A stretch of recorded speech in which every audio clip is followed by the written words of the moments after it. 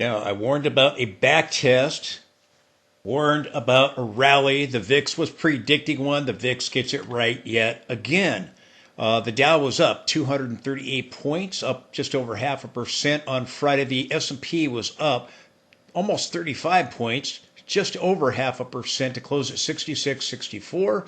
NASDAQ was up about just over 0.5% as well. The Russell was down 0.60%. I think the Russell just peaked this week with that doji at major resistance. And the VIX was down 17.90%, down 4.53 to close at just under 21 at 20.70. The VIX gets it right again. The VIX predicted today's rally. I talked about this in Thursday's video. The VIX now predicting with today's 17%, almost 18% drop. The VIX is now predicting that the sell-off will likely resume Monday or Tuesday. There is an 85% chance you get a down day to resume the sell-off. Say sell-off a second ago? I say advance. To resume the sell-off. If I said advance, I misspoke. This is predicting that the S&P has an 85% chance of getting a down day Monday or Tuesday to continue the sell-off. On Thursday, we had that warning sign with the sell-off with regional banks. I talked about this a very, very long time. Again, the regional banks got some real big problems. I talked about this long before this news came out yesterday, and I've told you again, the regional banks are going to be the next crisis. Starting to hear about it now with the topping process here that we're in, and I think you've got a good shot that the stock market peaked, that Bitcoin has peaked. Now we're seeing gold reverse. I've warned you over and over again that the regional banks have huge exposure to commercial real estate loans, and that their balance sheets are a mess with massive unrealized losses. And eventually the commercial real estate crisis is going to spill over into the banking system. Starting to see the beginnings of this now. Again, just like when we had in 2007, the stock market still went higher as we've heard about this for a while, and now we're starting to hear concerns. The market's shrugged this off for a while. What's going on with it? This isn't something new. This is something that's been in the making for a little while here. Talked about it multiple times. Moody's coming out and tells us, oh no, there's nothing to see here. The banking system is sound. Poppycock, balderdash, that's a lot of falderall. It's the same nonsense back in the financial crisis that they try to tell us with the subprime mortgage crisis that eventually blew up into the larger financial crisis. Oh, nothing to see here. Nothing to see here. It's a bunch of Kool-Aid for the herd. But I've warned you about the banks having massive exposure, especially the regional banks, to the commercial real estate sector. And again, it's going to eventually spill over to the banks. I've talked about that many, many times. Still believe that's going to be part of what occurs that gives us the black swan event. Again, just like in the financial crisis, you started seeing the sell-off with the subprime mortgage crisis, but the market shrugged it off initially at first too, just as we have been for a while now. And we peaked, we started to sell off in 2007. Later in the bear market, you got the black swan with the Lehman moment and all the rest of it, and the real concern about an economic collapse. This is probably going to lead to your black swan event, just as the subprime mortgage crisis led to a bigger financial crisis. Keep that in mind. Fed is starting to cut now. Going to keep cutting, and I think by December or January, the Fed will panic. The stock market will start collapsing, have a peak. We're going to head back to the April lows, and then you've got a very good shot that the bear market started on October 9th last week. If you've been following my work, you know the VIX has been nailing it. The VIX's predictions have been just absolutely incredible. Now, on Thursday, the VIX soared, which we were told this wasn't going to happen. I was told, oh, the VIX is broken. That may have used to work, but it no longer works. People get so complacent. It's amazing. They were so bearish at the bottom. Didn't believe prices could rise. Now they don't believe prices could fall. It's absolutely incredible. But the VIX surged by 22.63% and predicted that we would get a rebound in the next two trading sessions on the S&P 500, get a bounce, and that is what is happening. We are back testing the breakdown of the bear flag. Began to surge. Actually, we had futures sharply lower overnight, and then they rebounded. Some volatility futures, but eventually the stock market ended the session positive. And again, the market up about 0.5% or so, but you saw the VIX go higher and then it turned down. So the VIX now predicting still above the 200, still above the 50 period, that's now turning up. The bands are expanding now. Again, tight, telling you something was coming down the pike. MACD went into positive territory just as it did back in February. Warning of a sell-off, in which we did get a 21% sell-off in the S&P, as you can see in the lower window. So again, right now the MACD is still in positive territory. We're still above the 50 and the 200 period moving average. We'll be watching if the VIX is correct and we do get a down day on the S&P 500 in the next two trading sessions.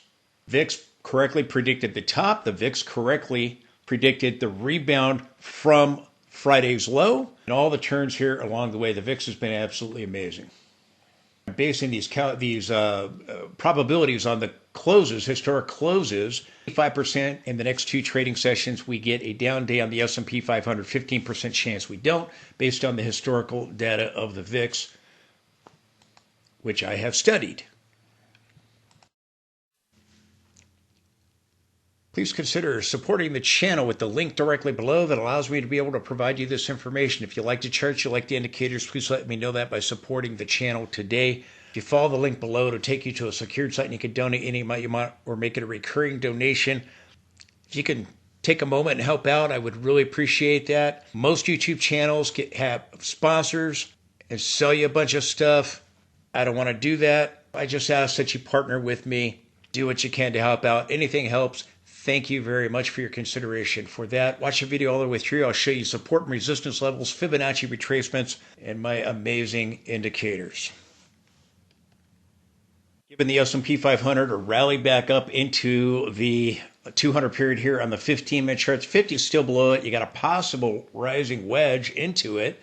You're getting a lot of chop as we've risen back up. We still have our high from earlier in the week still holding there on the 15th. The high was on Wednesday, going up to the 78.6 Fibonacci and just overthrowing it and back testing. Now this rising wedge is a back test on the 60-minute chart, at least so far on the 60-minute chart. We had this rally back up. We broke this trend line. We broke the trend line from the September low. We broke the trend line from the April low. We broke the trend line from the May low. And we back tested right here. That happened, and right now, I should say previously, we formed a bear flag. We broke down from the bear flag, and I told you we could end up back testing and moving towards the 50-period moving average. We did. We got a little topping tail there, just above the 50 period here in the 60-minute time frame. We're stalling here at the 78.6 Fibonacci area. We just overthrew it a little bit on the S&P 500, and you stall bear and turned down. I told you we could get another lower high. And if we take the trend line, and again, you can include the shadows here, and it'll be at higher levels that we haven't reached, but I just found it kind of interesting from this high right here. You've got the topping tail there. You exclude that. You exclude the topping tail at the lower high, and you've come right into that trend line and are just overthrowing our 50-period moving average. So kind of interesting there. Now, if you include the shadows, that trend line is a little bit higher. So do keep that in mind. But again, told you to be watching. Do we rally back up to that 50-period moving average? Do we try to back test a breakdown here? And we are. And look at the 50.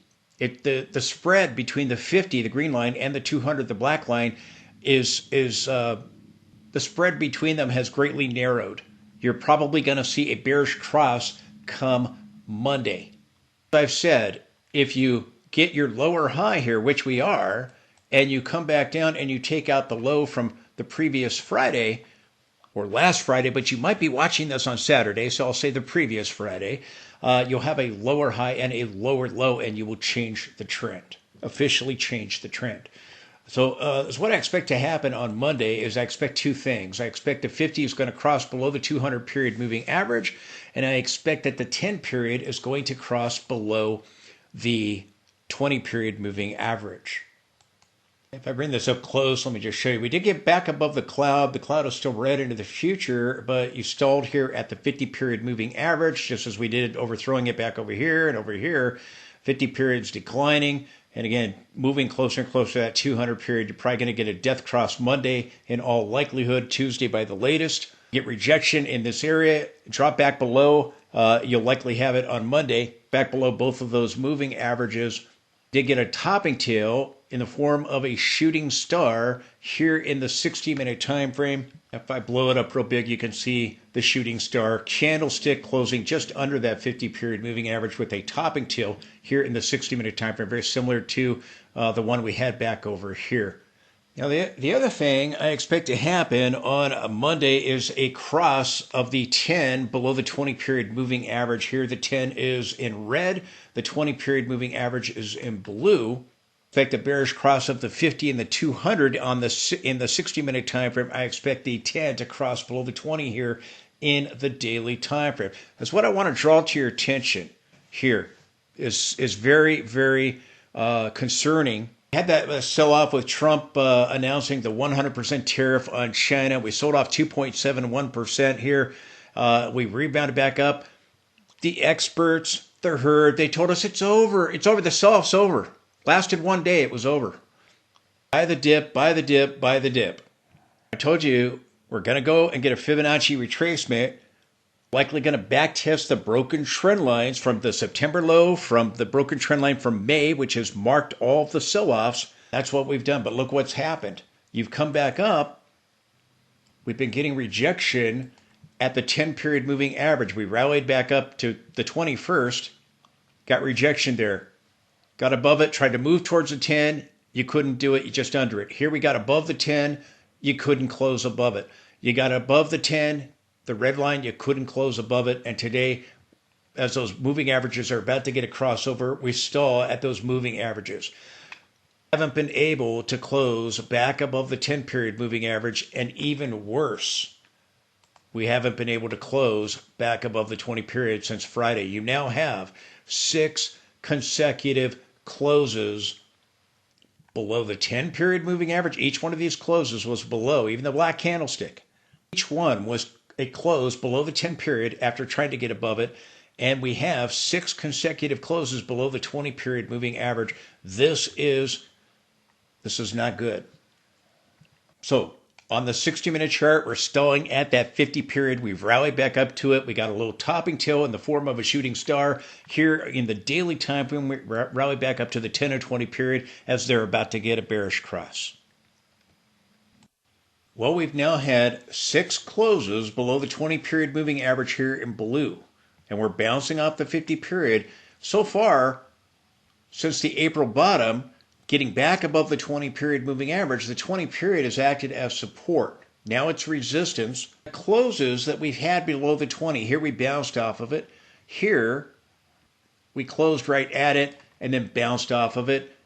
Here, we came towards it. Here, we closed below it, and we got back above the 20 period. Here, again, we closed below it, we got back above the 20 period. Here we closed below it, we got back above it. Every single time we've gotten below the 20 period, we've rebounded and ended the more mild corrections that we've seen throughout this advance. This time, we broke the 20 period moving average, came down to the 50, bounced there, but now the 20 period has acted as resistance, at least so far. We have to confirm the low of the reversal bar at 65.50 and close below the 200 period, or close below the 50 to move back to either the 100, the 200, horizontal support, or the cloud. Signals remain bearish. We'll get a lower high, lower low, and we break down. Now signals are bearish. We have yet to confirm the reversal bar. That needs to happen next week. Here it is, and I'll bring up the exact numbers for the Fibonacci's here on the 60-minute chart. Again, our trend line from the September low. I'll show you the one from the May low in a second. which has to be confirmed. So far, we haven't confirmed it in the daily time frame, closing below the low there on the 10th when Trump rattled the markets with the 100% tariffs. The tariff threat for November 1st, if China continues to play games. He may end up doing it. Great Scott, did you hear what I said? He may end up doing it. Do not rule that out. He may just go ahead and let it happen, and then maybe China comes to their senses and stops playing games and negotiates in good faith. You see the top from Thursday, the 9th. And again, this is the day I talked to you about all the crash signals. The very next day we gapped higher. After Thursday's close, you got a lower high. NASDAQ got a higher high. They diverged, and you had that 2.71% sell-off. You broke the trend line, and the crash signals began to play out. You can see the 78.6 Fibonacci coming in to backtest this trend line just underneath it at the 67.19 area. Fibonacci retracement for this entire decline. So I'll be watching if we lose both moving averages. Should we get rejection around the 50 here again? If the high right here ends up holding, got to drop back down, take out the low here, take out the lows over here. It's a support zone if you're going to get that bearish cross continuing the sell-off. 60-minute chart now. Slammed up into this channel, hit the 6,700 area. That trend line, we'd likely reach 67, 6,800. Thought we might get a meaningful pullback first. We did not. No meaningful pullback whatsoever, and we just went up and slammed right into it. The weekly time frame. So again, you got a pretty good shot. You might have peaked right there, get a lower high and lower low. We have to confirm the reversal bar. It's not been confirmed. Quickly, just want to continue to point out we're turning off the parallel boundary from this lower boundary from 2020 to 2022 to 2023 to 2025, the lows that have been made. I drew a parallel boundary from the 2022 high, and we slammed right into it. You also have the 2023 low. You've back tested that trend line, and we're turning off of this resistance so far. We have a reversal bar, but it's not yet been confirmed in the daily time frame. That needs to happen. This is the May trend line from the May low to the June low to the August 1st low to the low here in late August to the September low. Again, we touched this trend line over and over. This is where the pullbacks have been at. We came up and we slammed up into the trend line, the blue trend line from the 2023 low, and then we came up here and we ended up in October reaching after the September low right here. We ended up rallying in October to the blue trend line and the red trend line right where they intersect. The red trend line is that upper boundary of the channel. The blue trend line is from the trend line from the 2023 low, and that is where we turned off of. Do you see this? We broke the trend line, but it has not yet been confirmed. We've closed now 6 times below the 20 period moving average, back testing, throwing back to this trend line. Do you see the black trend line? We've thrown back to it. We overthrew it slightly, and then we turned down. In order to validate this break, you have to get a close below this level, and then you have to get a follow through. We don't have that yet. You need confirmation that this is the breakdown, and then you need the follow through. And if we get the confirmation, you'll get a lower high and a lower low. So again, so far, the sell-off on the 10th of October, it's done technical damage, and we back tested, we broke down, we back tested, but it's not yet been confirmed. It's what I'm watching for is next week, do we see confirmation? Do we see a breakdown below the low here?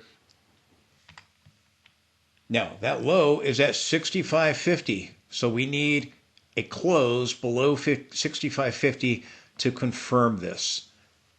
But you are turning off major resistance. If we don't confirm it, listen carefully. Then the risk is that you try to test the trend line again. A trend line there, you see signals which have turned bearish, revert back to bullish. Signals right now are bearish, but we need confirmation. We need a close below 65.60 to have a lower high, lower low to officially change the trend. The bars have been blue the entire time after the higher low, the higher high there. Again, the bars have been blue the entire time here up until October 10th. Bars remain red. Did a really good job in defining that trend. Again, I'll be watching my signals. They're currently bearish. Do they remain that way? Do we confirm the October 10th bar? Back testing right now, going at the 78.6 Fibonacci on the S&P. If signals are to remain bearish, we have to get a lower high and a lower low. Now, let me bring up the daily chart again. I've marked some support levels and some resistance levels. I'm watching the resistance directly overhead. We're resting on that 50 period. You have the low over here, the high over here. Break that horizontal support, break the 50. Then you have more support down in here under the 50. More down in here, just above the February peak over here. Below those two support levels, you have the you have the February high, which is horizontal support, 200 period here, and then the gap fill over here, this horizontal support. If I bring up the Fibonacci retracements, the 38.2 is just below our 200 period moving average into this support area right here that I've marked near the low 6,000 area. 50% retracement is near the 5,800 area. The 61.8 Fibonacci, the 5,500 area, 5,570 or so, approximately 78.6 Fibonacci near the 5250 area. And again, forming a massive head and shoulders. If we have topped, dropping below the 200 period moving average and retracing the entire move, we're turning off of the upper channel in the weekly time frame, and we repeat what happened in 2007. Again, a September cut, an October peak, Fed cuts some more, the market continues to tank, and then the Fed panics. That could be coming in December or January. Get a larger retracement below the 200 period moving average, below horizontal support. The odds start increasing that rather than a corrective move, we have an impulse move starting a reversal. A massive corrective process during a bear market. So just some levels to be paying attention to. Horizontal support and resistance, our Fibonacci retracement levels for confirmation below 65.50, below our 50 period moving average.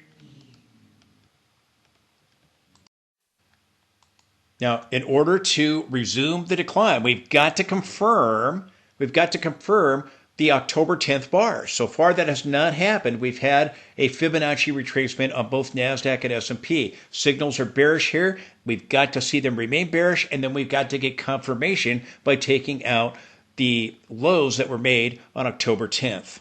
S&P 500, same thing. I get confirmation and have signals remain bearish to get our lower high and lower low. S&P, still bearish here. NASDAQ daily chart here, still bearish. S&P 500 daily chart, still bearish here. Again, many of my signals on the S&P, consistently bearish all the way down, consistently bearish all the way up, except for right after the June 31st peak. NASDAQ had more volatility in the summer in August. Most of my signals stayed bullish after the July 31st peak and then reverting back to bullish. Now they're bearish. Have to get confirmation of the October 10th reversal bar to get a bigger decline. Signals have done a good job at calling top the bottom. Signals currently bearish at this time. Here, signals remain bearish on NASDAQ. And here, signals remain still bearish on NASDAQ. Now, again, we could even still get a bigger rally and still have signals, in a lot of these cases, still bearish. But to resume the decline, we got to close below the bars, the lows from October 10th. Again, did a good job of calling the February top, calling the bottom in April, corrections over the summer, then signals reverted back to bullish. In October, they turned bearish. So major resistance in a large broadening formation on the NASDAQ, turning off that resistance, but we need confirmation to the October 10th bar. S&P daily chart, same thing here. Bar still red, out is still red. Called the February top, called the April bottom. Just had a Mild corrections. The only one that turned bearish was after the July 31st peak, reverted right back to bullish. The September run up and then pull back into October, slamming into major resistance. So again, here you have it. Interesting. We peaked in October of 2007. Moving into recession and towards the financial crisis, it'll be interesting to see if we have something similar here. The rally back up again, just giving us a Fibonacci retracement and a back test. We'll be watching to see get a lower high, lower low. Signals here bearish for now. Had some mild pullbacks over the summer. Again, did a good job in calling the top. Did a good job in calling the reversal with the higher low and higher high here on the S&P 500. Signals back to bearish, but we need to confirm the October 10th reversal bar. Had a little bit more volatility with NASDAQ over the summer here. Here with our breakdown, started to get bearish signals, went right back to bullish, and then Thursday went back to bearish. Need to get red bars here though, but the line and the background have turned back to bearish. We also broke the trend line from the April low right here. Again, bars reverting back to red with the breakdown. Throw back towards it. Nice looking back test though of the May trend line and the September one. Just a throwback towards this one, towards the April bottom. From the April bottom, I should say, but bars remain red. They need to remain red, and we need to close below 65.50. We need to close below 65.50, which was the low on the 10th. Again, marked a reversal in February, marked a reversal with the higher low, the higher high right here in April. The April bottom there. So with the rally back up, bars are still red here. Signals are still bearish. We're still closing below the 10 and the 20 period moving average, which are about to get a bearish cross. Just a few others for you. S&P here. NASDAQ daily chart, bar still red here. Things still bearish here for the S&P 500.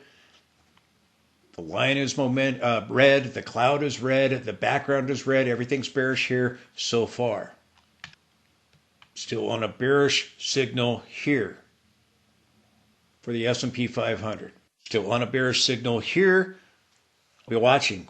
Can we get confirmation to validate a lower high, lower low confirmation of the reversal bar from October 10th? Momentum here, still bearish at this time. You got to take out this low, and you got to take out these 50 period moving averages to validate a lower high, lower low, and change the trend. We're watching is if bars continue to remain red and go negative, or do we see green bars show up? Signals are bearish right now. To remain that way, we have to take out the October 10th lows and take out these 50 period moving averages. We're turning off major resistance, but we need to see confirmation of those reversal bars. NASDAQ daily chart here.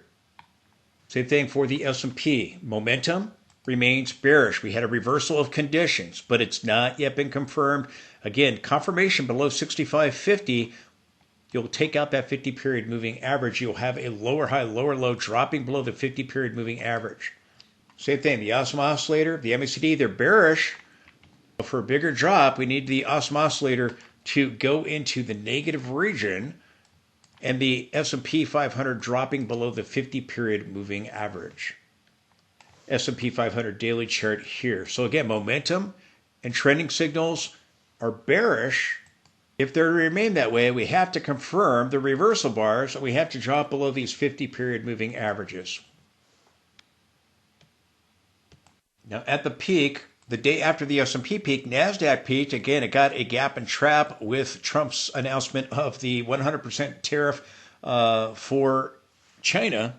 And so far, we've risen back to the 200 period here in the 15-minute time frame. That's where we have found resistance so far. NASDAQ has a potential bear flag here. We got some bottoming tails at the 200 period, went back up. Again, we're overthrowing the 50 period moving average here. 50 is dropping towards the 200. So again, be watching to see we get a bearish cross of the 50 and the 200 as we go into next week. We've gone up. We've Fibonacci retracement after breaking down from the rising wedge. turning down off of the upper boundary at the very top, and that's the same place where we turned off of with the upper boundary of the broadening formation in the daily time frame. Did it here on the 60-minute chart and the 15-minute chart with that rising wedge from the September low. NASDAQ's gotten a throwback towards the September trend line, but here from the April low, the rising wedge, we're back testing it very nicely. And the break of the trend line was that divergence here in the daily time frame. Larger divergence with the MACD. Do we get a successful back test here? The NASDAQ managed to close above the 10 and 20 period on a Friday. The S&P is not doing that.